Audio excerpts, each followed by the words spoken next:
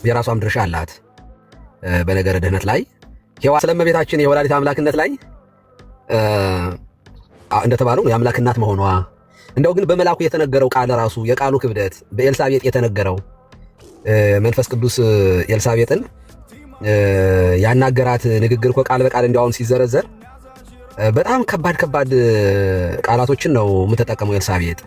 የመላኩ ራሱ ንግግር ራሱ በጣም ምስጋናው ይሄ እጅ ሲነሳ ሰላም ሲላት ሰላምታ ሲሰጣት እነዚያ ንግግሮች በራሱ የሚሰጡት መልእክት። ሁለተኛ የእውነት ለመናገር እንደው አንድ ሴት አምላክን ትወልጃለሽ ያለው የሚለው ነገር መቀበል አይከብድም? በጣም አሁን እንደው በጣም የሚከብድ ነገር እኮ ነው ይሄንን አምኖ መቀበል ማለት ነው። አምኖ አምላክ ፈጣሪ ከኔ ይወለዳል ብሎ መቀበል በጣም የሚከብድ ነገር አይደለም ወይ? እና ይሁንልኝ የጌታ ባሪያ የሚለው ንግግሯ ራሱ ያመነች ብጽዕት ናት ትላለች ኤልሳቤጥም። እና የእመቤታችን እኮ እምነቷ በጣም ትልቅ እኮ ነው። ከጌታ የተነገረላት ቃል እንደሚፈጸም ያመነች ብጽዕት ናት አለች። የተነገረው ቃል ይፈጸማል በእኔ ላይ ብሎ አሜን ብሎ መቀበል ይሄ በጣም ትልቅ እምነት ነው። እና እምነቷ ራሱ ለእሷ ክብር እንዲሰጣት አያደርግም ወይ? እንደው በግድ ዝም ብሎ ተገዳ ማለት ፈቃድ የላትም፣ ምንም አይነት ፈቃድ የላትም። እግዚአብሔር አስገድዶ ፈቃዱን ፈጸመባት ካላልን በስተቀር ማለት ነው። እንደ ማንኛችንም ሰዎች ፍሪ ዊል አላት ማለት ነፃ ፈቃድ አላት። እኛ ልክ ወደ ክርስቶስ ስንመጣ ወንጌል ተሰብኮልን በክርስቶስ ለማመን ፈቃደኛ ሆነን ወደ ክርስቶስ እንድንመጣ እንደመጣንበት ሁሉ እሷም ፈቃድ አላት። ያንን ነገር ከባድ ነው። ይሄ ነገር አይሆንም፣ አይፈጸምም። እንዴት የእግዚአብሔር ልጅ ከኔ ኧረ በፍጹም ይሄንን አልቀበልም የማለት መብት እኛ እኮ እንዳላት አድርገን እንወስዳለን አይደለ? እና የእመቤታችን ነገረ ማርያም በጣም እኔ በእውነት በጣም ትልቅ እንትን ነው። ኤኒዌይስ ብዙ ስታወሩበት ስለዋላችሁ እንደው በብራዘር ዴቭ ላይ ለመጨመር ነው። የራሷም ድርሻ አላት በነገረ ድህነት ላይ የሔዋን እንደውም ኢራኔስ የሚያነጻጽርበት ንጽጽር በጣም ይመቸኛል ሳይሆን በጣም ደስ የሚል ነው። ሔዋን ለዓለም ሞትን ያሸከመችው አይደለ?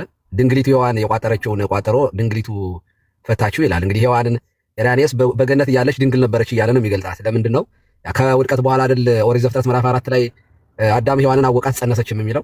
እንግዲህ ከዛ በፊት እንግዲህ ገነት ውስጥ በሩካቤ ተዋወቁ ምናምን የሚል የለም፣ አልተጻፈም። ቢተዋወቁም ደግሞ ገነት ውስጥ የተወለደም ልጅ የለም። ከገነት ከወጡ በኋላ ነው እንግዲህ ልጅ መወለድ የጀመረው። ቃል ኪዳኑ ቢኖርም በፊት ብዙ ተባዙ ምድርን ሙሏት የሚል ቃል ኪዳን ወይንም ጌታ እንደዚህ ብሎ ቢባረካቸውም ግን ገነት ውስጥ የተወለደ ልጅ የለም። አዳምና ሔዋን ከተባረሩ በኋላ ነው የወለዱት።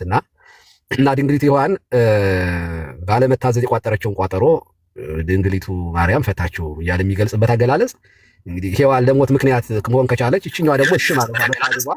እንግዲህ ሔዋንን ባለመታዘዝ ከወቀስናት ባለመታዘዟ እና ሞትን እንዲመጣ ምክንያት መሆኗን ምክንያት ስህተት መሆኗን ካመንን እመቤታችን ደግሞ እሺ ማለቷ መታዘዟን የሕይወት ዛፍ ክርስቶስን እንድትወልደው እሺ ማለቷን ክሬዲት የማንሰጥበት ምንም ምክንያት የለም ለማለት። እሺ አይ ቀሲስ ከተናገሩት የተወሰነውን ሼር አደርጋለሁ። ግን አሁን አንድ ሼር ማላደርገው በድነት ውስጥ እንግዲህ በነገረ ድነት ውስጥ ማርያም ምክንያት ናት ወይም ደግሞ ለመዳናችን ማርያም ምክንያት ናት የሚለውን ግን እኔ እንትን ነው ማልስማማው፣ ፈጽሞ ነው ማልስማማው። ማለት በከፊልም ሆነ በምንም በነገረ ድነት ውስጥ ድርሻ የጌታ እናት ማርያም አላት ብዬ አላምንም። መጽሐፍ ቅዱስም እንደዛ አያስተምርም። በነገረ ድነት ውስጥ የአብ የወልድ የመንፈስ ቅዱስ ስራ ብቻ ነው፣ የሰው እጅ አልተቀላቀለበትም። እዛ ጋር እንግዲህ የጌታ እናት ማርያም በፎርስ እስቀደም ክሬዲቱን ስናወራ ነበረ።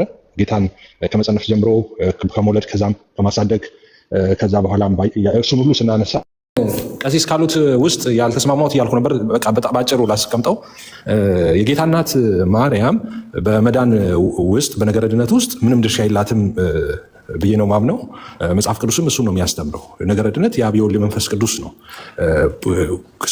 ከዛ ውጭ የማንም የሰው እጅ የተቀላቀለበት ነገር የለም። ግን ክሬዲት ተብሎ የተነሳውን እኛ ቀደም ስናነሳ ነበረ። እሱን በዝርዝር ስናስቀምጥ ነበረ።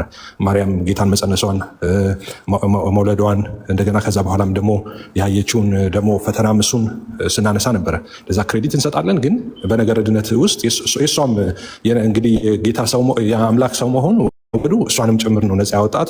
እሷንም ጭምር ልክ እንደሌላው ፍጥረት ከዘላለም ባርነት ወደ ዘላለም ነፃነት፣ ከሞት ወደ ሕይወት፣ ከጨለማ ወደ ብርሃን ያመጣው እሷንም ጭምር ነውና ነገረ ድነት ስራ ውስጥ መጽሐፍም እንደሚል የአብ የወልድ መንፈስ ቅዱስ የአንዱ አምላካችን ስራ እንጂ የድንግል ማርያም አስተዋጽኦም ድርሻም እዛ ውስጥ የለም ብዬ ነው ማምነው። እሱን ለማለት ነው።